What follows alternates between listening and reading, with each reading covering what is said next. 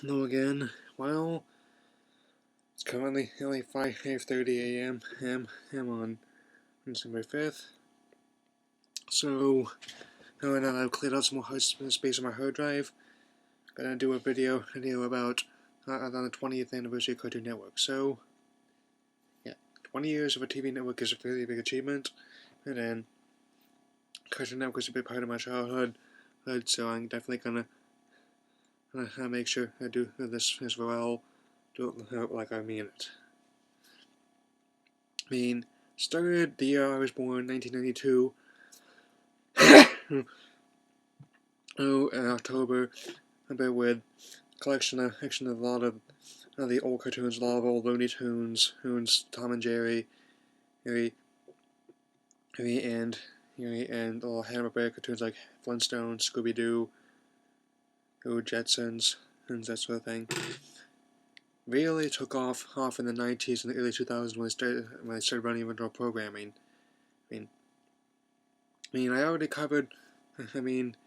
Something Guinea one of the first ones that Guinea Tartakovsky did it was Dexter's Laboratory, which a boy genius named Dexter has a laboratory with all these experiments and tries to keep it secret from his family, but his sister Dee Dee always gets into it. I already covered that in my Guinea Tartakovsky cartoons Nostalgia Grave, so if you want to hear more about that, watch that one. Okay, Johnny Bravo. So I thought that one was okay, but definitely didn't think it's as good as people say, as we didn't even watch it all that much. Ed and Eddie used to not like it, but I also managed, but I continually started liking it a bit more as it went on. About the misadventures of three boys. He's all named as a variation of Ed. Ed trying to scam local kids as they want to get jawbreakers and stuff. Yeah, as far as I think the show is Canadian, but I don't quite remember it. And Cow and Chicken, definitely a peculiar one there. I didn't watch that one all that much, but it was just weird. It wasn't good, it was bad, just kind of weird. There's just some. You know how some shows never show people's faces, like, well, the Pens' faces, they didn't even show. They just showed the legs. They operate everything with the legs, and the feet.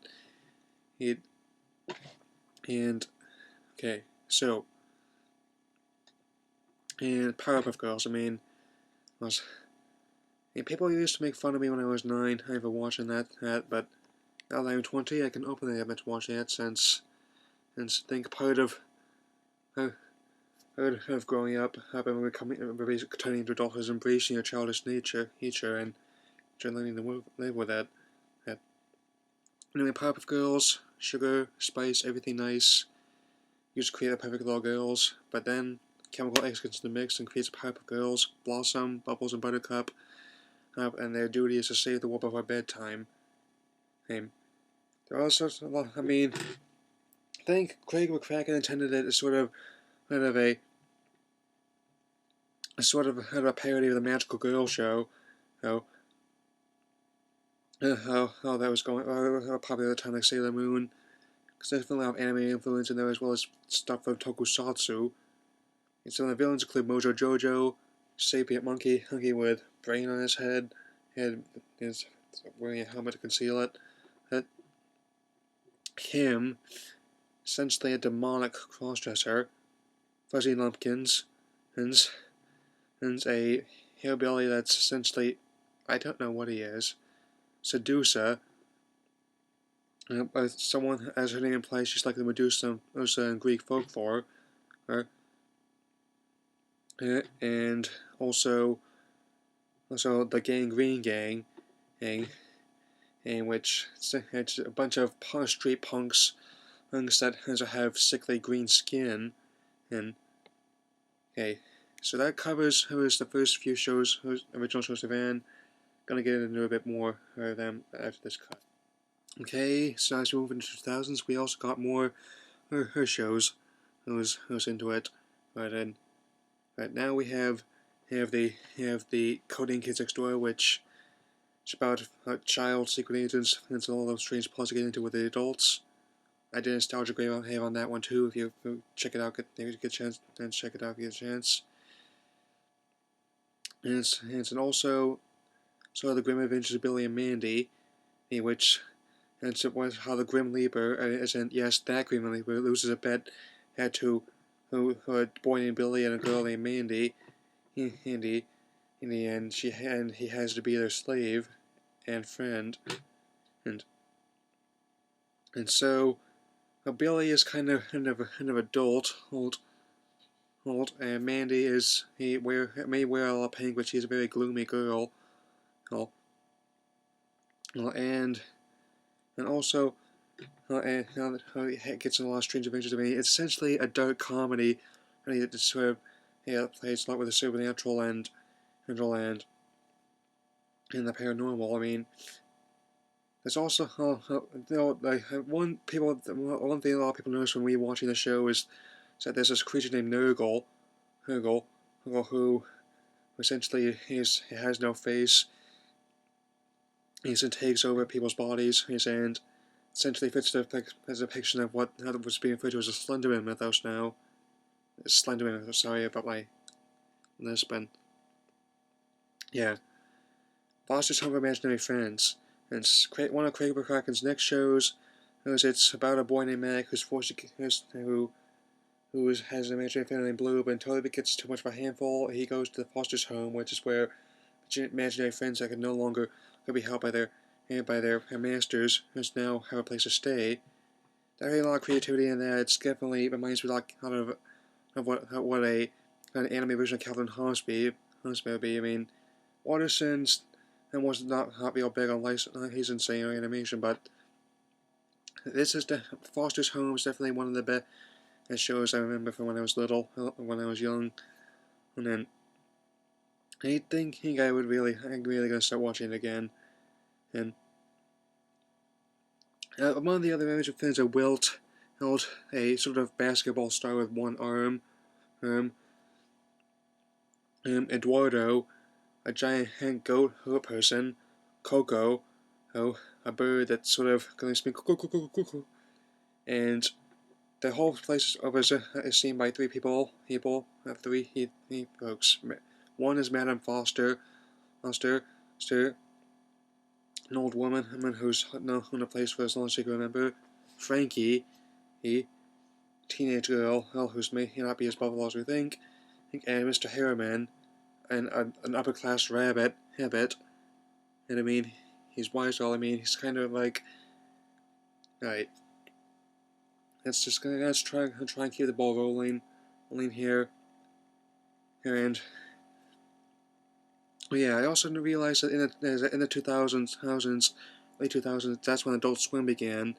That's back when Cartoon Network was late, and when it got to a certain point in the night, it would just stop showing the regular Cartoon Network shows, and then switch over to Adult Swim, which had all the adult animation, which definitely was meant for us kids to watch. But needless to say, like most things, I don't think that we let that stop us.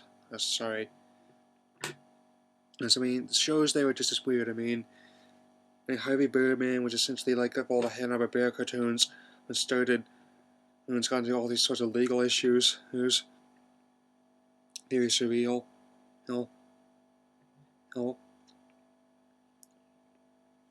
Rag Show, another type of thing like that. Space Ghost Coast to Coast follows the same pattern, and then gets to really weird stuff like Frisky Dingo,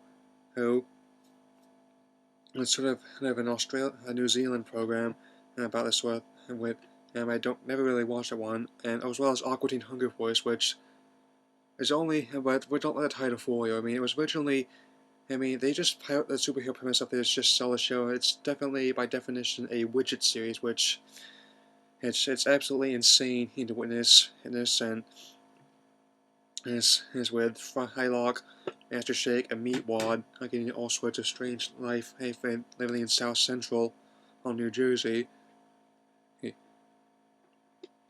Yeah, so gonna have one more cut here and talk about it a bit more. Alright, now, that's probably going to be on the last cut, so I'm just going to talk a bit up ahead about the latter day videos, the latter day shows, and what they're doing today. Okay, so, I mean, okay, Giant Gym Partners a Monkey. Okay, I mean, I just watch it sometimes when my brother likes to watch it. So, and this is to keep in mind, this is before the days this was before the days of YouTube and other video sharing sites, so I couldn't really get on the computer and watch something else at the time. It's average. I mean, show about a human that goes to a school for animals. I mean, definitely could have been better. I mean, Squirrel Boy. I never saw that. Campbell as though I didn't like that one. And I mean, Joe Murray did so well with Rocko's Modern Life. I mean, I'm gonna do a video about the 90s Nick shows too. But I'm not. But I just was. It's too bad that Joe Murray. We know he had talent, but it's weird that he did it that way. Ben 10, I never watched all that much of it. I mean, but in defense, it actually looked pretty cool. I mean, it kind of has uses a lot of influence from anime and tokusatsu. Let's assume that the way that Ben turned into different aliens with this enchanted what's called the Omnitrix, it definitely reminds me of a lot of Sentai Kamen Rider heroes. Okay. Also, now comes a part that I had to bring up, which is kind of a dark time of Cartoon Network. I mean, oh yes, the infamous CM Meal debacle. I mean, apparently, you remember how I brought up Aqua Teen Hunger Force in the last cut? Well, around the time they're promoting the Aqua Teen Hunger Force Colon movie film for theaters, they had these LED lights of the Moonanites, these kind of like Atari aliens that cause us to mention, but apparently the police thought they were bombs, and that they had to force their current head at the time to resign. Then brought in Stuart Snyder, which had these really, really awful live action shows on there. I mean, Bobby says, I mean, I like Bobby Joe Thompson is fine. I mean, he's actually very good for a foul-mouthed child actor, but just didn't fit. And Destroy Build Destroy, I mean, it's just Smash Lab, with a different name.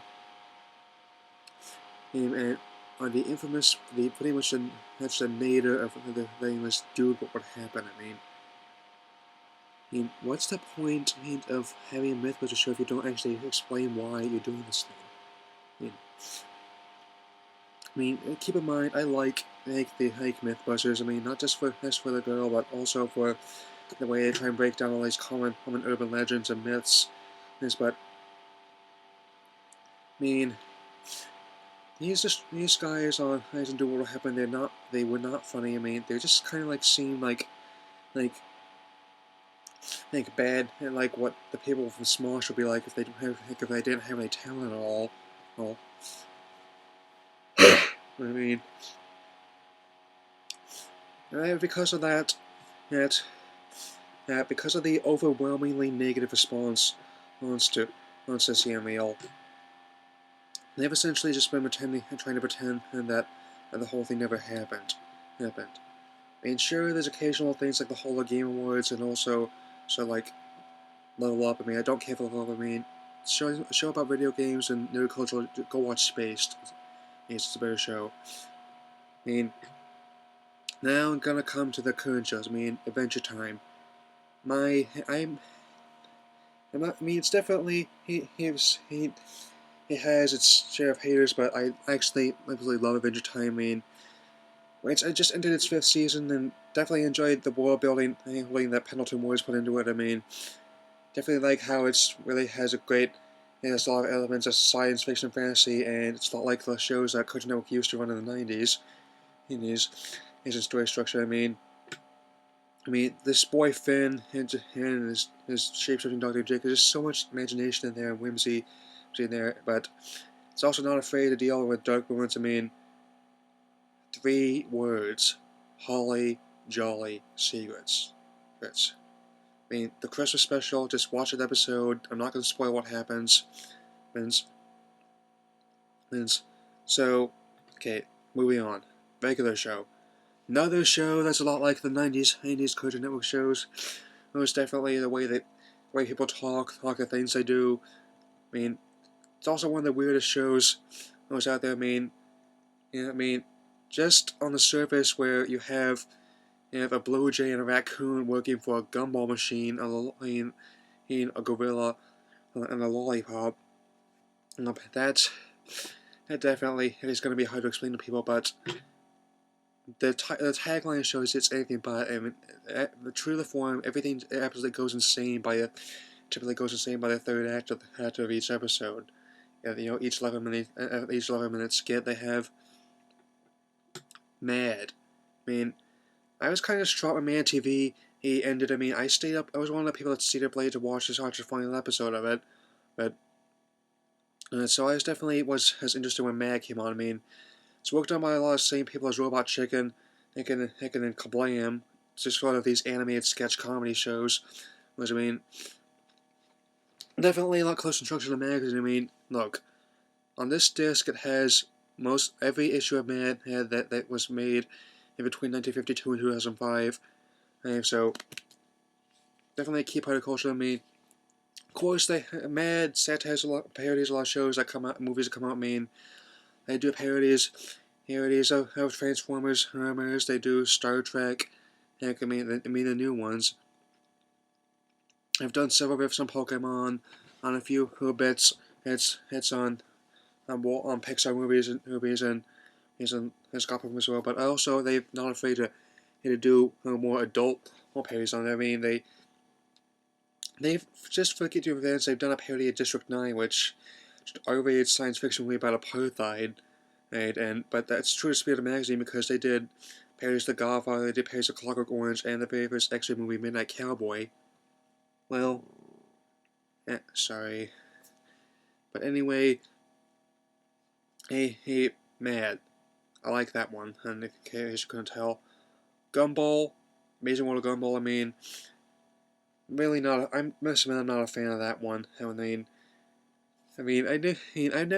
not familiar with Ben Beauclerk person with sort of French British band, but just give an idea. I really love British comedy. I mean, like all the Monty Python, all the Wallace and Gromit shorts. Just Terry Gilliam and his work in general. Well, and a lot of stuff that the young ones did. I mean, and also Benny Hill, but just couldn't really feel anything in this at all. Well, I mean, the animation is okay, but I think the idea that it blends many different mediums so that can be off-putting to some people. Well, okay, now for this I'm gonna wrap this up. Gonna do the action shows that I primarily watch. I mean, the new Thundercats, I really love that. And currently, it's too bad that it seemed the plugs have been pulled on it at least for the time being, but show's on new Toonami now. If you've watched it before, thank you. You're just interested in a great show. I mean, if you haven't, please, if you go on Toonami, go watch it. Okay, Symbionic Titan. Genndy Tartakovsky's last show he made for Cartoon Network before he got made his own studio at Sony. He made Hotel Transylvania. Definitely, he like it for its very adult feel to it. I mean, it definitely had a lot of sci-fi fantasy elements to it, and then kind of a lot of edgy drama to it as well. Well, this group dynamic just has really a lot of something in it. And also, if you've seen the show, good. If you haven't, please watch it. It's also on the new Toonami. Yeah, my voice is starting to go out. So, okay, Green Lantern TS coming back in January. Love that. Watch that. Done Justice. I just picked that up when Thundercats went out. I really got it. Because it started out kind of slow, but I got into it after a while. Also, so 20 years of Cartoon Network. Definitely the longest running channels out there. Let's hope for success for 20 more. So anyway, that's all I have to say. Your comments box below, and see you, Space Cowboy.